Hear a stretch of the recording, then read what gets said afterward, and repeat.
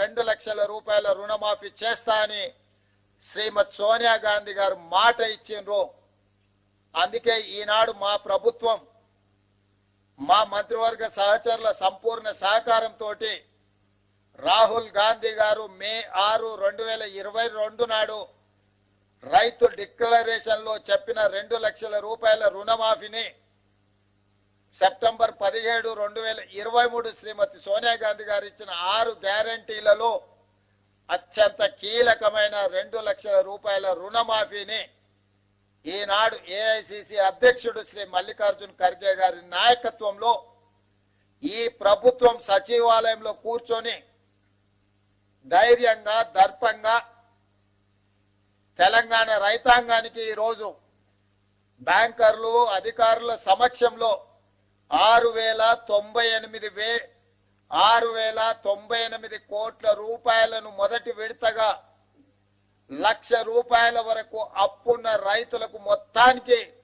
ఈ రోజు మీ ఖాతాలో జమ చేసి రైతు రుణ విముక్తి కలిగించి మీరు ఎలాంటి అప్పులు బ్యాంకులో ఉండకుండా మీ పాస్ పుస్తకాలు మీకు వచ్చే విధంగా ఈ రోజు కార్యక్రమాన్ని చేపట్టడం జరిగింది. సంపూర్ణంగా ఇది పూర్తి కావడానికి సహకరించిన మా అధికారులకు మా సహచర మంత్రివర్గ సభ్యులకు తెలంగాణ రాష్ట్ర రైతాంగం తరఫున నేను కృతజ్ఞతలు తెలియజేస్తున్నా. ప్రజాప్రతినిధిగా ఒక జిల్లా పరిషత్ మెంబర్గా ప్రస్థానం మొదలుపెట్టిన నేను జిల్లా పరిషత్ చూసిన, శాసన మండలి ఎమ్మెల్సీగా పనిచేసిన, శాసన సభ్యుడిగా అసెంబ్లీలో పనిచేసిన, పార్లమెంట్ సభ్యుడిగా లోక్సభలో రాహుల్ గాంధీ గారు సోనియా గాంధీ గారితో కలిసి పనిచేసిన ఈ 16 సంవత్సరాల సుదీర్ఘమైన రాజకీయ ప్రయాణంలో నా జీవితంలో మరుపురాని రోజు ఈ రోజు మీ సమక్షంలో ఉండి లక్షలాది మంది రైతులకు 2 లక్షల రూపాయల రుణమాఫీ చేసే భాగ్యము, గొప్ప అవకాశము నాకు కలిగింది.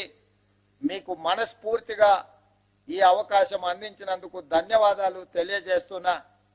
ఇవాళ ఇందులో 12/12/2018 అంటే చంద్రశేఖరరావు గారు ఏ రోజైతే కట్ ఆఫ్ డేట్ పెట్టి 11/12/2018కి లాస్ట్ రుణమాఫీ చేస్తా అని చెప్పిండో ఆ తెల్లారి నుంచే ఏ ఒక్క రోజు కూడా వృధా చేయకుండా 12/12/2018 నుంచి మొదలు పెడితే 9/12/2023 సంపూర్ణంగా 5 సంవత్సరాలు కేసీఆర్ పరిపాలించిన సమయంలో రైతులు చేసిన అప్పును 2 లక్షల రూపాయల వరకు ఉన్న అప్పును మొత్తాన్ని చెల్లించాలి అని ఈ రోజు మా ప్రభుత్వం నిర్ణయం తీసుకొని డిసెంబర్ 9, 2023 కట్ ఆఫ్ డేట్ పెట్టుకున్నాము.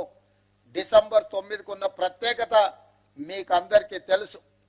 తెలంగాణ రాష్ట్ర ఏర్పాటు ప్రక్రియను ప్రారంభించిన రోజు డిసెంబర్ 9.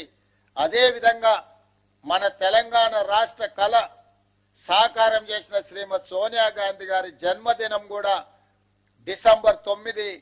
అందుకే డిసెంబర్ 9 మనందరికీ ఒక పండగ, మనందరికీ ఒక శుభకార్యం జరుపుకునే సందర్భము, మనందరం కూడా సంతోషాన్ని కలిసి పంచుకునే సందర్భం. అందుకే 3 తారీఖున